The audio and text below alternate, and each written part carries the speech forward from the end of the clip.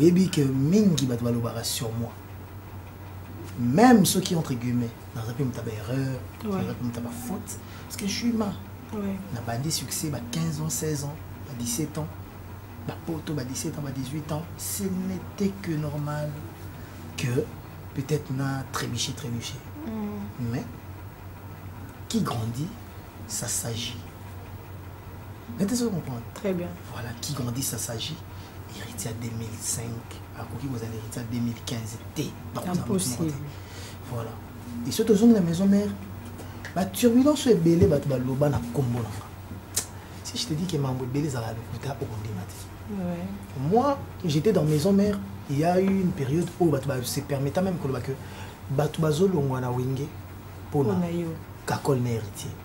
Voilà. Donc on a Chanonga. Côté c'est bon baza sori na tangi kombono la loringe donc mobali ya maman Linda bambote belé donc voilà bazo loringe pour héritier mais maman na biso tala nombre ba balongwa wenge avant nga na après nga au comprendre que batikala olongwa wenge avant nga si ba balongwa wenge avant nga ba roza ba 3 4 après moi c'est presque tout le monde qui est parti. Donc cela prouve à suffisance que c'était pas moi. C'est que tout le monde a bazar na wenge. Na période nanga. Ce qui ngai na zui ko kota nanga wenge. Donc dans les années 99, tozo kota 2000. Ce qui ba edanga en limité ba ko ba 4 5. Donc tanga ba Céléo, ba bindo, vous comprenez? Bazandambo bato ba edanga. Ou ba chaki motema que c'est les Babindombe on a autant de sauter ce on a autant raté et ça la faut mais basé belé ba faire cher de pouton donc ça on a quand plus ambila ba medo chaumba ba mettre moussa ba shagi moussa donc baza batu ba oyi eza oyi na côté mo eza ba tusu ba lingi opina moi la coste me prenait na ki roula la chier koyemba butu na frère naé comment il s'appelait Azaki Albinos grand chanteur père son âme ando utayolo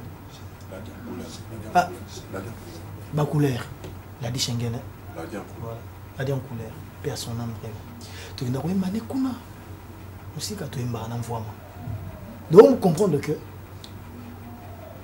batumo ba puna ba ndimara déjà c'était le monde naturel mais c'est pas aussi tout le monde voilà quand on a flamme la jus d'été na rotanga bangote parce que bon bazali ba yana na parler na ndova na bango parler donc bango na rotanga et mais qui facilité on a royembate moi j'ai parti dans la répétition que OK répétition tali rep le la fan j'ai parti dans ba concert OK concert au tali concert neti fan donc avantage dans concert na kotika ofele mais podium o yebi ko tundenga o mekata OK te pas si wana et poussanga na multiplier mes efforts et tanga na level mo monde na bona uti ko lamuka na ko yembamba maite lo côté na yembe ils ont ba chanter sous à lamuki bo opesi ba na ko yembamba a ko luka voix au moment le voix o ezara ya yeto ba simbisa na yeto se comprendre donc ça veut dire que j'ai eu à bosser avec des gens qui étaient peut-être durs envers moi durs avec moi mais dureté d'abord envers moi et poussant à travailler ma casse pour que na bukana prouver bango sur auquel album nanga il y a liboso à part succès travail il y a lelo na monye koki tilelo vocal mususu no neti vocal mususu nini na kosite za vérité na lingi Zambeza monene bia zingo mbeza molaye. Pourquoi le plaisir d'amour? On a goûté où on va prier on a souka. Na ba na o ali boso ni koso à laquelle faut comprendre que jeune ozo madame Mikolo mazo yemba lokola mokolo. Voilà. Je dis merci na ndi bando nyonga ngandi bando kembisanga. Et tu es roya quoi après tu yembi na maison mère format ou après. Au bango kabalongwe. Bana maibae na yembi na bango. Commençons par bon. Après nga je pense que qui était venu après nga? Après nga c'est hein? Non, TKT. Après moi c'est aimer les côtés na poto. Bah il y a Emilia qui vient alias on a déjà na BCBG. Donc cohabitation est facile pour Naïbaki déjà. Et après, Kabossi Begoya. Bon, quand tout après Emilia, je pense, si je ne me trompe pas. Après, tu es beau à l'automne. Chanteur à Liboso, tu es beau à l'automne, tu es J3. J3 longo pour à côté pour remplacer Mabiala. Na beau à l'automne, Nateka. Format n'a pas bêtise dans le monde. Mais format ce qu'on a bêtise dans le monde en tant que maître supérieur pour déjà comprendre le niveau que nabi qu'est-ce qu'on est aux yembawa. Voir dans la place, moko mutu mutu ko tindi ko ngala. Mais tu es des poteaux, tu peux avoir un album miracle, tu as comme une amie qui lit dans London, les marqués salami, bisoto zone. De recruter Banamaï. Si nous avons te recruter, donc bisoto recruter. N'est-ce pas comprendre? Très bien. Donc moi, linga la pénalité na bandel ko lobango, te recruter na linga les araignées. Bisoto zi Banamaï. Vous savez pourquoi? Le roi de la forêt qui va répéter. Ok. Voilà, premièrement. Banamaï belo mona kana Emilia mtazoaye, Intel mtazoaye, Doyen Limona mtazoaye. Comprendre? Et quand même mtazo Luka et des orchestres. Héritier recruté qui? Non, on a recruté que tout le monde était dans un petit nord pour le batutu comme un grand prix. Mais si on dit batutu te recruter dans la maison mère. Ouais. Voilà là il un jour tu seras pardon avec le roi de la forêt. Tout n'a y question bien. Batutu ba yemba ou ba kota prenga. Ils en a deux personnes kaka ou ba joie ba bénéficier na aide na ngate. Na loba ngana ko sarater. Et bo alotin. A koti penda makambo wera ou ngana ebité. Deuxième mout. Déplique. A koti penda ke ngana yebité. Ceux qui n'a pas wera ba déplique ngana ndo mona bangote. Il faut pas na ciment. Ngana yebité ke ba kota orchestre. Ba zo bango déjà ba préparer bango. Pour mayasika biso ton zulu kit. To komba takala le roi de forêt boulé mayasika na. Donc déplique ay ba musika sika na kakol kamba yi mambo déplique. Nga na orchestre to yebina so mambo déplique. Donc préparer déjà na parler. Batum balé on a rendé jour où yamba bango ba ko yebiso pe réalité wana. Yango na zaka na vie na ngamo amikili et mérite longa. Donc on peut-être batu ba mona radio azana amour irrésistible. Joe ne mérite longa na kanklo sambila mbaleni sanga motuna motema que ata bazelo ennemi adversaire ceux qui concurrent peut ça y 6 mois to 9 mois yé pas comme un musicien kala. Donc comme un musicien kala ndio talisis ko menduki. Ouais. Tant autoju bango ba recruter ba à part batum balwana. Musicien nyonso à côté maison mère ngana tché poids. À part deux personnes na tangi wala. Ouais. Bon, bah déplique paye à la fin na ba eboa na entrer na bango mais na influence até mais na ko côte na ko zala na bango na kata maison ouais tu as participé ba ko vanda na yo un jour ce qui toza bata no sambo ba oui ce que héritier a beaucoup fait na nenga li solo na nenga même motivation na nenga tam so ba ngba truquer mutu na boyipi na ko bandu betelo li solo monitel angati kala na voyage tel na pesa na boya na lela yetel akenda poto ponga na kiko déranger mampata na kendaka tous les jours mampata tala boy mampata pa ko chai po ponanga ye achanze muna wenge dona ko ndo tangelo batutu wana mututu azana ndenge na edai batu bandi maka baza batu bandi mate bazate mais batu babosa na rasiko soki ba komi na problème na maison mère pour ne pas remettre base dans un problème à Werason. Tu vois comme un problème à la maison mère. Pour maison mère, Werason a une idéologie. Mais maison mère, il y a une idéologie. On peut faire l'autre, il y a Moni, il y a Chris Banga. ADT, il y a Zalaka, il y a Tobi, il y a Sankara, il y a Zali. Il y a une idéologie dans mon pays. Ce qui est commis tant sous la bébé à Kolongwa. Tout ce qui est vraiment au Luka, bouc émissaire. Il faut charger tout. Peut-être le monde a peut-être mal vu qu'héritier un tel à long, un tel à long, un tel à long.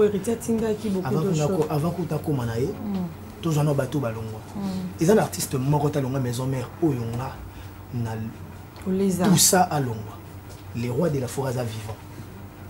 Nanu na vanda na Werason te na le même musicien. Ceux qui viennent écoute ça mobile à maman pasteur. 20 na vanda ka un jour akobeta ka tamso un jour li solo nga nandaka wera zeka vie ayemba ve batika vieux okaki nani te vieux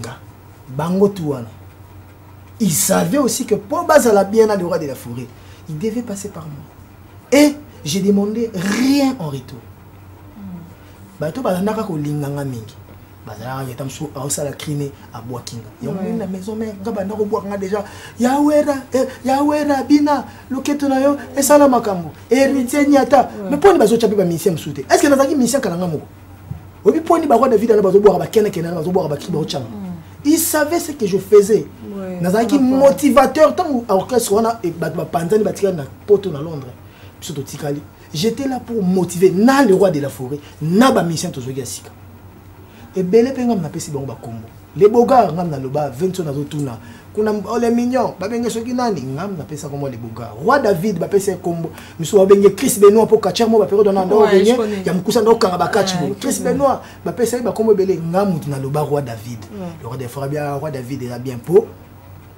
David a boma Goliath mbinga ba sous-estimer raé ndé ba sous-estimer moi no ma ko beta ba grand bagarre peto monango à l'ère générale buka Kinshasa le roi David a gagné Paris na Fabregas azaki Fabrice aye orchestre Fabrice ngamut na benge Fabregas par rapport ya na linga mamba ba letro na ndolo la 7 Fabregas wana zo beta na Arsenal tant ayo zonga Barcelone na ko inaye mais combo wana na ndo mona Fabregas Fabrice donc ouais, voilà, ça arrivait. Il y a besoin pour avoir Fabre wana. De la benga Fabrice Fabregas. Nous sommes dans benga Fabregas, ndenge le roi joueur, mais biso na wenge miso sto benga Fabrigas. Tout mixer amour.